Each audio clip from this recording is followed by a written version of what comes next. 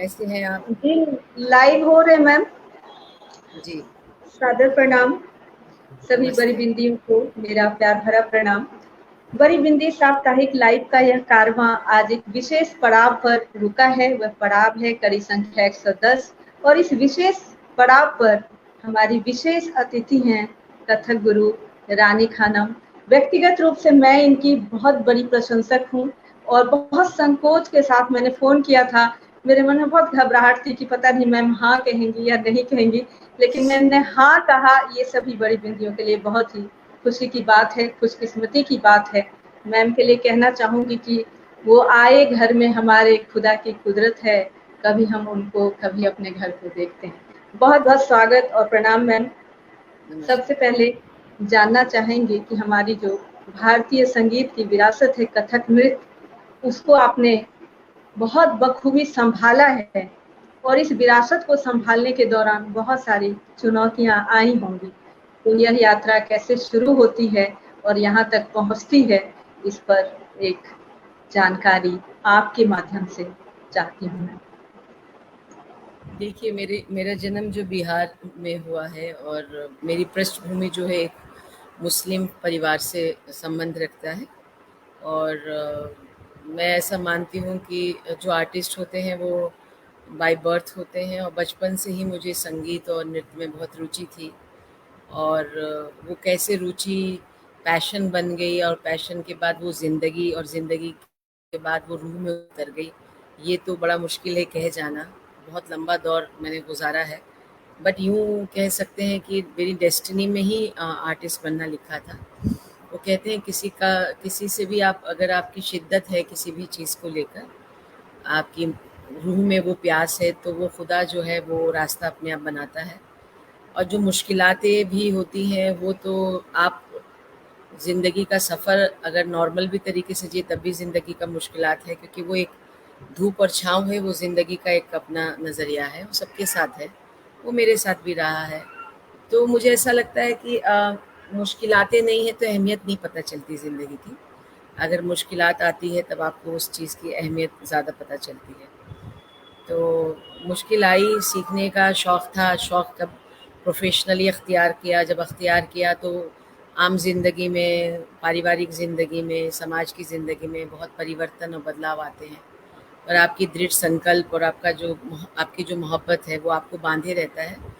उसमें बहुत कुछ देना भी पड़ता है, कुर्बानी भी करनी पड़ती है और छोड़ना भी पड़ता है। तो बगैर कुछ किए, छोड़े हुए कुछ हासिल नहीं होता। मगर मुझे कोई उसमें रिग्रेट नहीं है, बिकॉज़ ये मेरा अपना सफ़र है और हर एक का सफ़र अपना है। और बस मुझे ये खुशी है कि ऊपर वाले ने मुझे इस जन्म में मुझे एक आर्टिस्ट बन के चुना, और ये मैं बड़ी खुशनसीबी महसूस करती हूँ, क्योंकि मैं तमाम ज़िंदगी पूरी वर्ल्ड में घूमती रही हूँ और घूम रही हूँ। और अल्लाह का बहुत बड़ा शुक्र है कि मैं बहुत बचपन से एक बिल्कुल मध्यम लोअर तरीके के फैमिली में पैदा हुई, और अल्लाह ने मुझे कहाँ से, ऊपर वाले ने, भगवान ने मुझे अर्श पे बैठा दिया। ये बहुत बड़ी इनायत है। मुझे जो दिया मुझसे मेरी औकात से ज़्यादा दिया, मैं ये कहना चाहूँगी। मैं बहुत शुक्रगुज़ार हूँ, बहुत थैंकफुल हूँ कि उन्होंने मुझे चुना। और जो सफ़र रहा कथक से, जो इश्क है, वो भी मुझे लगता है रूहानियत है। ये मेरे लिए इबादत है, तो इस इबादत को मैं इस तरीके से निभाती हूँ, तो मज़ा आता है लाइफ में। और कोई चैलेंज, ये मुश्किल इतनी पड़ी कि आसान हो गई, वो एक कहावत है। तो अच्छा है, सब कुछ अच्छा है, and I am really enjoying my work.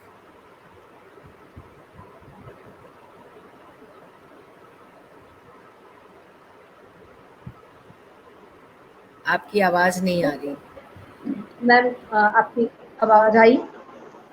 आई। कहना चाह रही थी कि आपने रूहानियत और इबादत की बात की अभी। तो यह जो एक सूफी प्रभाव है आपके नृत्य पर, और ऐसा बहुत सारा कार्यक्रम भी आपने दिया है जिसमें दर्शकों ने उस रूहानियत को अनुभव किया है। तो यह जो रूहानियत के स्तर तक नृत्य को ले जाने की कला है, उसके पीछे का राज क्या है मैम? देखिए, ये बिल्कुल, मैं इस वाबस्ता नहीं रखती, आपसे इत्तेफ़ाक नहीं रखती कि मैंने पहुँचाया है। जो गाना बजाना है वो शुरू से ही रूहानियत का काम है, ये मैंने कुछ नयापन नहीं किया है। ये तो संगीत जो है वो भक्ति है और इबादत है। आप उसके अल्फाज बदल दीजिए, एक्सप्रेशन तो वही है, मानव जीवन है, उसी संवेदना और उसी एक्सप्रेशन ऑफ लाइफ से गुजरते हैं। हाँ, सूफियाना कंपोजिशन या कलाम या कॉम्पोजिशंस या लिटरेचर या लिरिक्स, उन सब पे काम करने का, हाँ, ये अलग बात है कि उस वाले पोज़ में जाकर मैंने उस पे काम किया है। और जहाँ तक मैं मानती हूँ, मैं बहुत ही शुरू से ही बहुत कनेक्ट हूँ अ, अपने से, सोल से भी। मैं नाच भी बहुत ज़्यादा नेचुरल हूँ मैं, डांस में भी बहुत ज़्यादा स्पॉन्टेनियस मेरा बहुत है। कुछ प्लान करके नहीं जाती, बट करते-करते कुछ मिज़ाज में आ जाता है तो मैं कर देती हूँ। तो ये हमारा जो कथक है वो बहुत ही खूबसूरत आर्ट फॉर्म है। और कथक की खूबसूरती इसमें ये भी है कि आप इम्प्रोवाइज़ेशन करें spontaneous, whether you play with rhythm, whether you play with colour और expression, movements, vocabulary, one should be पक्का ऑन देयर ओन परफॉर्मेंसेस। तो वो एक चीज़ है। और शुरू से ही भक्ति कह लीजिए या सूफ़ी कह लीजिए, एक्सप्रेशन हमेशा ही दैवीय रहा है और खुदा को पाने का एक तरीक़ा है। तो वो मैंने, क्योंकि मैं मुस्लिम पृष्ठभूमि से आई हूँ, तो ये एक जो कॉम्पोजिशन की कमी थी, इसके ऊपर नाचना एक और थोड़ा-सा कम, बहुत ही का ना के बराबर था। तो वो मैंने उस चीज़ को पूरा किया और मुझे अच्छा लगता है कि मेरी ज़बान वही है, एक्सप्रेशन वही है, बट वही है कि ज़बान थोड़ी-सी अलग है। उसके वोकैब्युलरी में थोड़ी-सी चेंज है, ज़ मूवमेंट के थोड़े से बनाने में या बयानगी करने में वो थोड़ा अलग है, क्योंकि कथक जो लखनऊ स्टाइल है is very appropriate for this सूफियाना कलाम। तो वो एक अच्छी बात है। और फिर आपकी समझ कलाम को लेके, कॉम्पोजिशंस को लेके, पोइट्री को लेके, आपकी डेप्थ नॉलेज, आपकी जो डीप नॉलेज है, आपकी ज़िंदगी का फ़लसफ़ा, आप उसको कैसे लेते हैं, ये हर आदमी इंडिविजुअल होता है।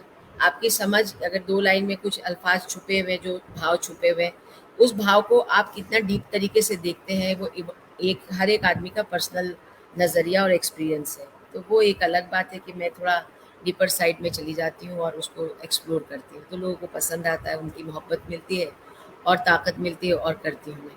ऐसे करके मैंने काफ़ी काम किया और फिर इंटरनेशनली काफ़ी सूफ़ी म्यूज़िशियंस, डांसर्स, वोकलिस्ट, आर्टिस्टों के साथ 17 कंट्री के लोगों के साथ काम किया है, इंटरनेशनली किया है और अभी भी करती हूँ। तो ये ऊपर वाले की नियात है, लोग पसंद करते हैं।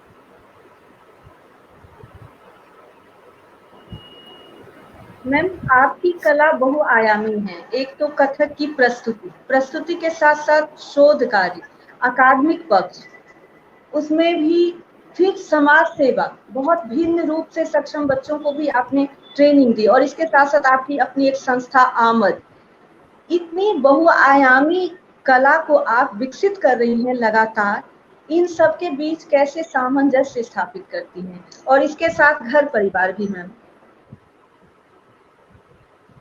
सवाल बहुत अच्छा है, पर मुझे एक बात कहनी है कि आपको जब किसी से शिद्दत से प्यार होता है तो आयाम खुलने लगते हैं।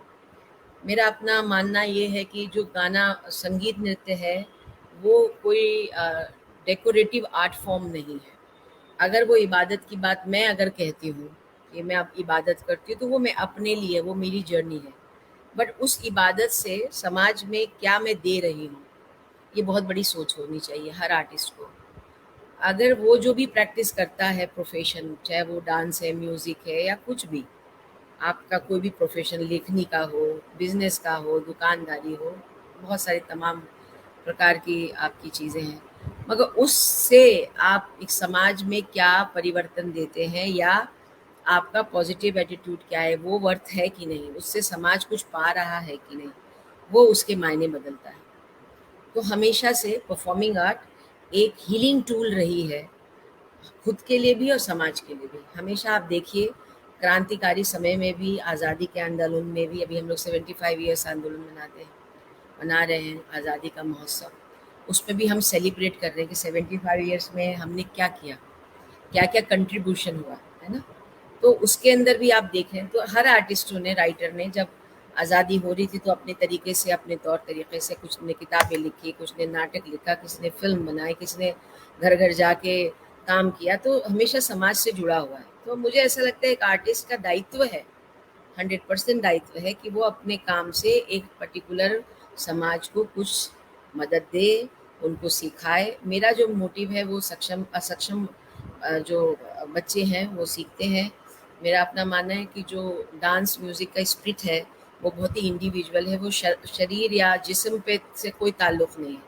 उसका हमेशा से आपके ज़हन तरीके से ताल्लुक़ है और आप बहुत ही स्ट्रॉन्ग होते हैं, इनर आपके बहुत स्ट्रॉन्ग होता है, भले ही आपका शरीर असक्षम हो। तो वो जो असक्षम यानी डिसेबल यानी स्पेशल एबल्ड बच्चे जिनका जो मल्टीपल डिसेबिलिटी लिए, वेदर दे आर विजुअल और they are physical disability, intellectual disability, whatever, hearing impaired बच्चे, आर्टिस्ट लोग, उनमें भी आर्टिस्ट हैं, वो भी आर्टिस्ट हैं। तो उनके साथ, उस आर्टिस्ट के बच्चों के साथ काम करना हमारा ध्येय है और हम काम करें 25 साल से, और हम बहुत ही इंटरनेशनली लोग को लेके जाते हैं बच्चों को। उससे बहुत ज़्यादा सोर्स ऑफ इनकम भी है, क्योंकि वो जब परफॉर्मेंस करते हैं तो उनको पैसा मिलता है और वो बहुत ही प्रोफेशनल परफॉर्मेंस करते हैं और प्रोफेशनल ही पैसा मिलता है। हम कोई डोनेशन वगैरह नहीं लेते, हम लोग टोटली डिपेंड करता है परफॉर्मिंग आर्ट पे। तो इस तरीके से हमने कोशिश किया एक पर्टिकुलर ग्रुप समाज को एजुकेट करने का, डांस डांस के ज़रिए एजुकेट करने का, और उनसे उसको लिविंगहुड यानी employment create, we are creating employment through the performing art amongst the youth specially disabled.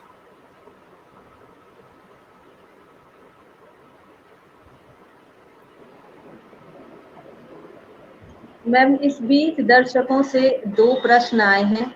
एक प्रश्न है कि कथक में सूफी क्या परंपरा है, सूफी डांस की क्या परंपरा है? और दूसरा है कि कथक के मुख्य रूप से 4 घराने हैं, तो एक आम दर्शक कैसे पहचाने कि कौन सा नृत्य किस घराने का है? पहला वाला जो मेरा सवाल मैंने जवाब दे दिया था, कथक में सूफी डांस की क्या परंपरा रही है। कथक में सूफी को आप भक्ति, अगर आप सूफी या भक्ति कह दें तो परंपरा जब से शुरुआत हुए तभी से हुआ है, क्योंकि कथावाचक हमेशा से गाना नृत्य करते थे और कथा बाजते थे। एक moral story from different epic से आता था, चाहे वो रामायण हो या पुराणों से, जिसमें एक मोरल स्टोरीज होती थी और वहाँ पर देवी देवता के लिए श्रद्धा से नाचा जाता था। वही सूफ़ी आप देखिए, जब ये सेंट्रल एशिया से सूफ़ी जो चले थे, वो एक मोहब्बत और अखलाक की उनका धर्म था। वो रूढ़िवादिता से बहुत अलग थे और इसीलिए इस ज़मीन पे जब वो आए तो उनको बहुत ही अलग तरीके से, उनको बहुत प्यार से अपनाया गया और उन्होंने भाईचारा और मोहब्बत की पेशकश की। हमेशा देखिएगा वो मेडिटेशन में करके लक्स में नाचते रहते हैं। तो ऐसा माना जाता है कि लखनऊ घराना जो कथक है, वो बड़ी खूबसूरत बात है। जब आप पोइट्री करते यानी भाव बताते हैं, तो हम लोग डिफरेंट डिफरेंट साहित्य से पोइट्री लेते हैं, गज़ल लेते हैं, गीत लेते हैं, भजन लेते हैं, ठुमरी लेते हैं, कलाम लेते हैं, सूफियाना भक्ति कलाम इत्यादि इत्यादि। तो उसमें हमने सूफ़ी कलाम भी लिया है। बाबा फ़रीद शकरगंज है, बुल्ले शाह हैं, हज़रत अमीर खुसरो हैं और लाल देव, मैंने लाल देव पे भी बहुत काम किया। राबिया बशर है, उनकी कॉम्पोजिशंस पे काम किया, रूमी के कॉम्पोजिशंस पे काम किया है। तो इस तरीके से बहुत सारे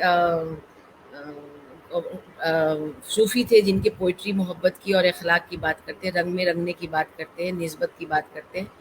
एक एक तो होता है गुरु को डायरेक्टली पाना, एक होता है गुरु के खुदा को डायरेक्टली पाना, एक होता है गुरु के ज़रिए पाना, तो उसको कहते हैं निस्बत। तो ये सूफ़ी परंपरा में उस्ताद के साथ के ज़रिए खुदा को, एक स्पिरिचुअल गाइडेंस जिसको कहते हैं, स्पिरिचुअल गाइड, स्पिरिचुअल गुरु। तो कथक में भी इस चीज़ को निकाला गया, उस कॉम्पोजिशन को जब बनाया गया, बताया गया, तो उसमें यही बात की गई।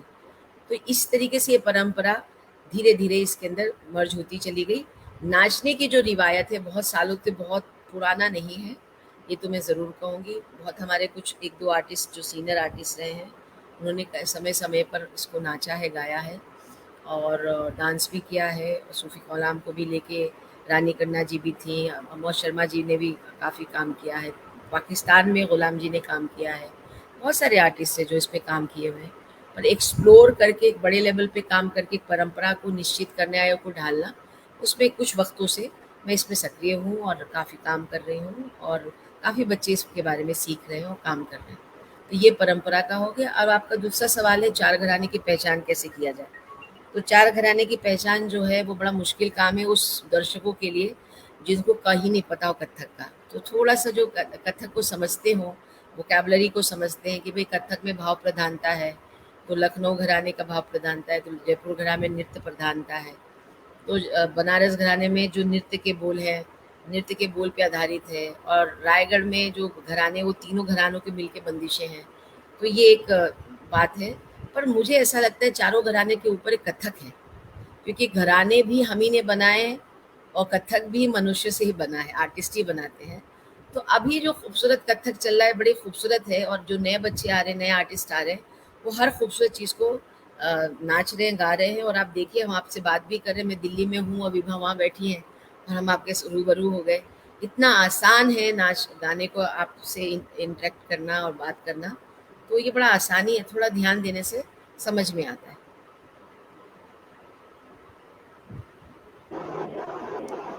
अभी मैम आपने जितने सूफी संतों का नाम लिया वो विश्वविद्यालय के पाठ्यक्रमों में संलग्न है, और आपके कार्य के जो विविध आयाम है उसमें से एक आयाम यह भी है कि आप कॉलेजेज में, यूनिवर्सिटीज में लेक डेम भी आप देती हैं। मैम, नृत्य और साहित्य इन दोनों का जो समायोजन है और इस पर आपकी बहुत अच्छी पकड़ है, उसको यदि थोड़े से शब्दों में एक आम व्यक्ति समझना चाहे कि नृत्य और साहित्य का क्या आपसी संबंध है, तो उसे मैम आप किस तरह से बताएंगी? नृत्य का साहित्य से बहुत गहरा संबंध है। बगैर साहित्य के नृत्य नृत्य जो है नीरस है, मेरा अपना मानना है।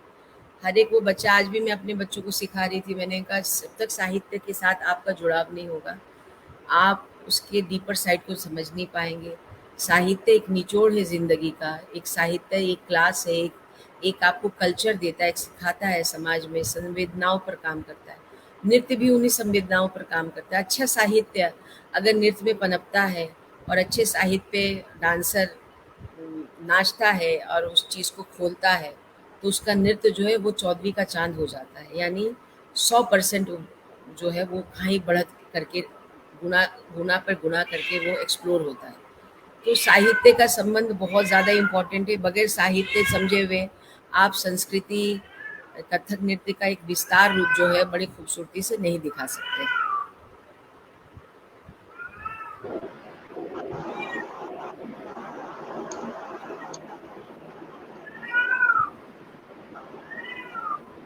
मैम, बात करना चाहेंगे थोड़ा सा आपके व्यक्तिगत जीवन के बारे में, क्योंकि आपकी और पाशा सर की जोड़ी एक आदर्श जोड़ी के रूप में प्रसिद्ध है। दोनों ही कलाकार और दोनों ही अति संवेदनशील। मैम, किस तरह आप दोनों मिले और किस तरह ये निर्णय लिया साथ सफर का, और यह जो सफर इतना आसान और इतना खूबसूरत है, इसको आप दोनों किस तरह से? देखिए आर्टिस्टों की जो लाइफ है, उनकी तो पहला सफ़र जो है वो आर्ट से ही है। और किसने क्या किया, किसने नहीं किया, वो बहुत ही एक अलग तरीके की बात है। मगर मुझे अच्छा लगता है कि, मगर ये मैं बोलूँ कि ये जो आर्ट फॉर्म है, आपको हमेशा से सहेजता है और हमेशा से आपको संतुलित करता है। अगर ये इस आर्ट फॉर्म को अच्छे गुरु से आपने समझा है, उस चीज़ को आपने माना है और जो वजूद में आपने ढाला, ईमानदारी से ढाला है, तो कोई भी रिश्ता हो, चाहे वो कोई भी आपका काम का तरीका हो, तो जब तक बैलेंस नहीं होगा, जब तक आप अपने काम में बहुत गहराई से ना जुड़े हुए जड़ से।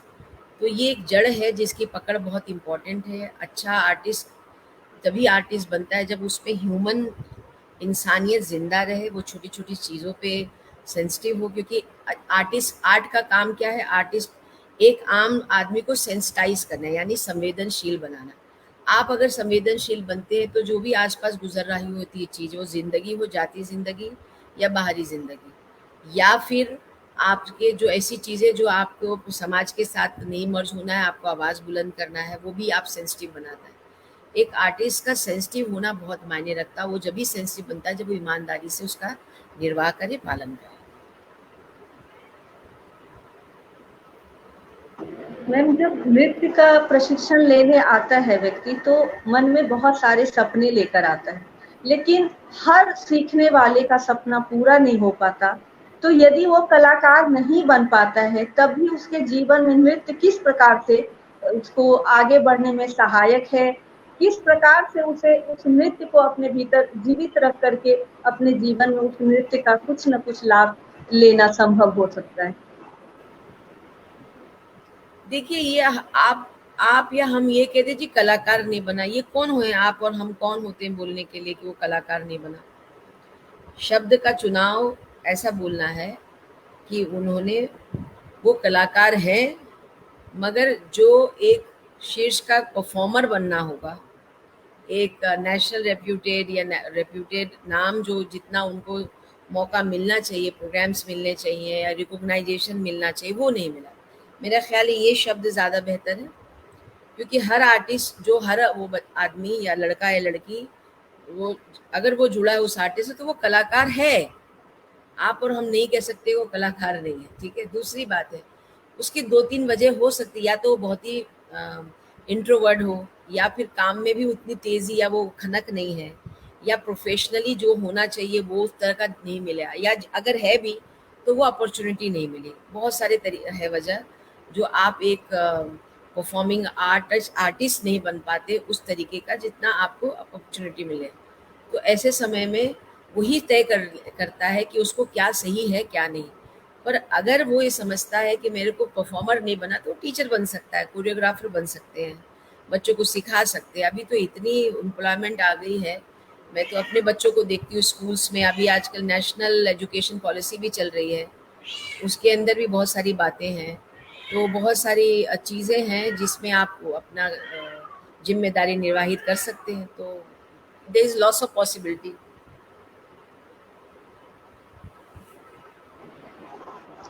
मैम, अभी आपने कोरियोग्राफी शब्द का प्रयोग किया, तो बहुत सारे लोग कोरियोग्राफर अपने आप को कहते हैं, लेकिन वो सही तरीके से ये जानते नहीं है कि कोरियोग्राफर का मुख्य काम क्या है, कोरियोग्राफर होता क्या है। क्योंकि कोरियोग्राफी एक बहुत ही नया शब्द है और थोड़ा सा डांस सीख लेते हैं और अपने आप को कोरियोग्राफर कहने लगते हैं। तो एक कोरियोग्राफर बनने के लिए किस तरह की तैयारी होनी चाहिए, इस पर थोड़ा सा प्रकाश डाल देते मैम। देखिए, मैं वो आपको बताऊँ, कोरियोग्राफी नृत्य संयोजक नहीं होता। कोरियोग्राफी मतलब कुछ भी, आपने बहुत सारी आर्ट फॉर्म्स हैं, परफॉर्मिंग आर्ट फॉर्म, उनको सबको एक जगह इकट्ठा खूबसूरती से सजाने को ही कोरियोग्राफी करते हैं। कोरियोग्राफी शब्द हमारे इंडिया का नहीं है, हाँ, मगर डांस गुरु हमारा शब्द था जब कोरियोग्राफी होती थी। तो ये कोरियोग्राफी शब्द हमारे गुरु के भी गुरुओं ने जब फिल्मों में शुरू किया तो उससे मास्टर जी कहते थे, कोरियोग्राफर नहीं कहते थे। ये अंग्रेजी जो अभी अभी आई है उसको कोरियोग्राफर कहते हैं। अभी भी विदेशों में ये टर्मिनोलॉजी लोग यूज नहीं करते, until unless if they are not having any diploma degrees in the choreography.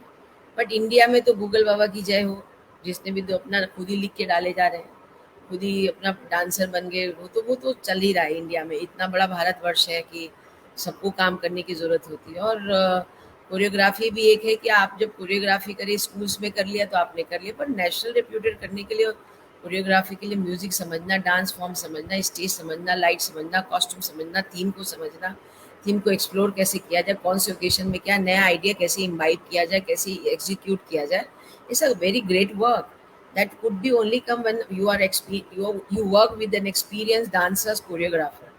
तो सालों की जो 10 साल या 8 साल 5 साल जो भी है, वो आपको तय करती है कि आपने कोरियोग्राफी अच्छी की। तो ये फ़र्क है। तो मुझे नहीं लगता इतना बड़ी बात है, क्योंकि देखिए अभी तो सभी कथक डांसर है। अब आप गूगल में लिखिए, आप best dancer, best dancer, world best director, world best, सब अपना वर्ल्ड में खुद ही लगाए जा रहे हैं, खुद ही तकिया कलाम लगाए जा रहे हैं, खुद ही खुश हो जाते हैं, खुद ही आसन बैठ जाते हैं। तो बच्चे हैं हमारे, और उनका हक है। ऐसा लगता है कि भाई गूगल वाला बोलेगा तो आप कर लीजिए, तो ये भी बात है। और जो लोग हैं वो इतने कंफ्यूज है, उनको समझ में नहीं आता कि कोरियोग्राफी कौन है और डांसर कौन अच्छी है। अभी कल ही की वाकया है कि मुझे एक फ़ोन आया कि ये भैया ऐसा है, हम कथक सीखना चाहते हैं, हमारी बच्ची ये वो। तो मैंने कहा अच्छा, हम आपको कैसे पता चला हमारे पास? तो गूगल में देखा हमने। तो फिर अपने आप बोलना कि मैंने तो 3-4 लोगों को देख लिया और मुझे आपका अच्छा लगा। तो मैंने कहा बड़ी मेहरबानी है आपकी जो आपको मेरा अच्छा लगा। तो आप ये हमें बता दीजिए कि और अच्छा लगने के लिए हमें क्या करना चाहिए? मतलब आप तय करेंगे कि हम अच्छे हैं कि नहीं। मतलब आप ये देखिए ना, जो न्यू कमर है, जिनको का नहीं पता, वो तय कर रहा है कि कौन सही है कौन नहीं, और उसका मीटर क्या है, सिलेक्शन मूड क्या है, ये तो उसको ही पता होगा ना। तो ये जो एक बाज़ारीकरण है, एक सजावट की चीज़ है, ये तो पूरी वेबसाइट के ऊपर चल ही रही है। आज भी मैं कोई कपड़े-वपड़े तो नहीं खरीदती ऑनलाइन, बिकॉज़ न मैं हम लोग जब तक देखेंगे नहीं तब तक खरीद नहीं सकते। और डांस-वांस ये जो ऑनलाइन नहीं हो पाता, सॉरी, हो ही नहीं पाएगा, क्योंकि एक संवेदनशीलता है इसके अंदर। अब ऑनलाइन क्लासेस ले रहे हैं, कथक कर रहे हैं, भरतनाट्यम कर रहे हैं, गाना ले रहे हैं। अब वो है, अब क्या कर सकते हैं आप उसके बारे में? मैम, आपकी बातें बहुत प्रेरणादायी हैं और इसी से जुड़ा हुआ मैं अगला सवाल भी करना चाह रही हूँ कि युवाओं को क्या प्रेरणा देना चाहेंगी, क्योंकि सचमुच जो बाजार है वो कला पर इतना हावी होता जा रहा है कि युवा पीढ़ी ये समझ नहीं पा रही कि कला की साधना क्या है। तो मैम, आप अपने शब्दों में युवाओं को प्रेरणा दें प्लीज। देखिए, ऐसा है कि युवाएँ अगर भाग रहे हैं तो ये उनकी मजबूरी है ना। हमने क्या एम्प्लॉयमेंट या हमने अपॉर्च्युनिटी उतनी क्रिएट की है? हमारी जनसंख्या तो बढ़ ही रही है। हर रोज़, हर साल हज़ारों संख्या में, लाखों की संख्या में नए बच्चे आ रहे हैं मार्केट में। सीखने के बाद वो सब चाहते हैं कि हमें काम करें। तो अगर वो बढ़ रहे हैं और बाज़ारी हो रहा है तो उसमें कोई वो, क्योंकि वो करें क्या? आर्टिस्ट हैं, उनको भी तो चांस चाहिए। तो ये एक बड़े ही सवाल एक अपने आप में बहुत उलझा हुआ है। मगर मैं हमेशा ये कहती हूँ, जो सेंसिटिव बच्चे हैं, जिनको लगता है कि हम नहीं कर पाएँगे, तो वो धैर्य ना खोएँ। साथ ही साथ एक ऑप्शन रखें, सोर्स ऑफ इनकम रखें, क्योंकि सोर्स ऑफ इनकम आजकल बहुत है, बहुत मुश्किल है। और सबसे बड़ी बुरी हालत जो है आर्टिस्ट की है, ख़ासकर एजुकेशन में। आप देखिए, मैथ्स का हो, पीजीटी, टीजीटी वाले ग्रेड के जो 3 साल 4 साल डिग्री कर लिया, उनको टीजीटी, पीजीटी ग्रेड मिल रहा है, अच्छा ग्रेड मिलता है। जो डांसर हैं, जो म्यूज़िशियंस हैं, जो पेंटर हैं, उन्होंने 20 साल भी किया है, तब भी उनका कोई पीजीटी, टीजीटी नहीं आपने दिया। 2012 से आपने एम्प्लॉयमेंट बंद कर दिया है। आपने रिक्रूटिंग ही नहीं किया। आप नेशनल एजुकेशन पॉलिसी की बात करते हैं, तो नेशनल एजुकेशन पॉलिसी भी अगर आप परफॉर्मिंग आर्ट की बात करते हैं, तो आपने क्रिएट कहाँ किया है? तो ये गवर्नमेंट की बात है, गवर्नमेंट अब सोच रही है। अगर उन्होंने नेशनल पॉलिसी निकाला है तो वो भी सोच ही रहे होंगे कि हम लोगों को बुलाएं, कराएं। अभी मैं नेशनल दिल्ली के गवर्नमेंट में थी, मैं स्कॉलरशिप में बैठी थी, उसमें काफ़ी बच्चे आए थे स्कॉलरशिप में। तो उस स्कॉलरशिप में जो जो बच्चे आए, जिनका सिलेक्शन हुआ, उनको बोला गया आप दिल्ली गवर्नमेंट के स्कूल्स में जाइए, बच्चों को वर्कशॉप दीजिए, सिखाइए। वो ठीक है, उस लेवल तक तो ठीक है, चलो कुछ नहीं मिला, हाँ। मगर प्रोफेशनली जो जगह मिलनी चाहिए परफॉर्मिंग आर्ट को, वो तो नहीं मिल रही है। बच्चों के लिए आप क्रिएट नहीं कर रहे हैं। आप स्पोर्ट्स में जाइए, आपको नौकरी मिलती है। आप इसमें आइए, आपको कोई पॉलिसी नहीं मिलेगी ना। आपको आपको कोई पेंशन एक गवर्नमेंट का निकला हुआ है, पुराना पेंशन, उसमें भी कितना गवर्नमेंट कर लेगा। देखिए, सब बहुत बुरा हाल है। तो अभी ये बड़ी एक मुद्दा, एक ऐसी चीज़ है, ऐसी मुद्दा है जिस पे बड़ी सोच की ज़रूरत है। और ये सबको सोचने की ज़रूरत है। सिर्फ हम शिकायत कर दें कि नहीं गवर्नमेंट कर रहा है, ये भी गलत है। आप मैंने एक जगह प्रेजेंटेशन भी कहा था, मैंने कहा खुद का सेल्फ सस्टेनिटी, आर्टिस्ट का सेल्फ सस्टेनिटी जो है, सस्टेनिटी जो है, उसके लिए जो चाइना का मॉड्यूल है, जिसमें उसमें यूनिवर्सिटी के अंदर प्रोफेशनल लेवल की बात करते हैं, प्रोफेशनल ट्रेनिंग की बात करते हैं, और फिर उसकी बाजारीकरण करते हैं, और इंटरनेशनल मार्केट से वो कनेक्ट हो रहे हैं, तो आप अपना क्रिएट कर रहे हैं। ऐसी पॉलिसी हमारे इंडिया में भी चाहिए, 100% चाहिए। भाई, इतना एम्प्लॉयमेंट होगा कहाँ से, क्रिएट आप कहाँ से करेंगे? आप जब तक चीज़ों को नहीं करेंगे, पॉलिसीज़ को चेंज नहीं करेंगे, मॉड्यूल चेंज नहीं करेंगे, हो ही नहीं पाएगा। आपको तो बाज़ार बनाना ही पड़ेगा। मतलब there is no if and no but. That is very very sensitive question about the artist. हमारी जनरेशन को हम क्या देके जा रहे हैं, इट इज़ वेरी इंपॉर्टेंट। ये बहुत इंपॉर्टेंट सवाल है, बहुत ही ज़्यादा इंपॉर्टेंट, महत्वपूर्ण सवाल है। बार बार इस सवाल के ऊपर भी बहुत सारे लोग जो सुन रहे हैं, इसको समझने की ज़रूरत है। अपनी आवाज़ बुलंद करें, आपस में संगठन कीजिए।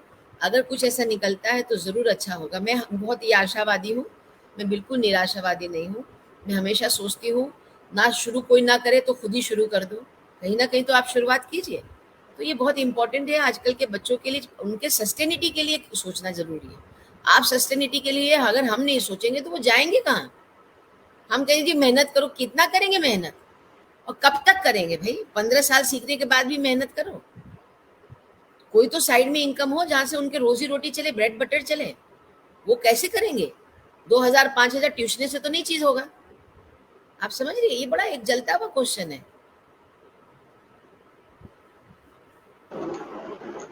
जी मैम, बहुत ही महत्वपूर्ण बात कही। एक कहावत भी है कि भूखे भजन न होए गोपाला। तो एक कलाकार को कला की साधना के लिए उसके पास जरिया भी होना चाहिए और व्यवस्था भी होनी चाहिए और उसकी बिल्कुल कद्र भी बिल्कुल। होनी चाहिए। मैम, आप अपनी व्यस्त दिनचर्या में से समय निकाल करके बड़ी बिंदी के मंच पर आई और इतनी महत्वपूर्ण बातों को साझा किया। हम लोग बहुत समृद्ध हुए आपसे बातचीत करके। मैम, बहुत ही आभारी हैं और बड़ी बिंदी ग्रुप की तरफ से आभार व्यक्त करते हैं, धन्यवाद करते हैं और प्रणाम करते हैं।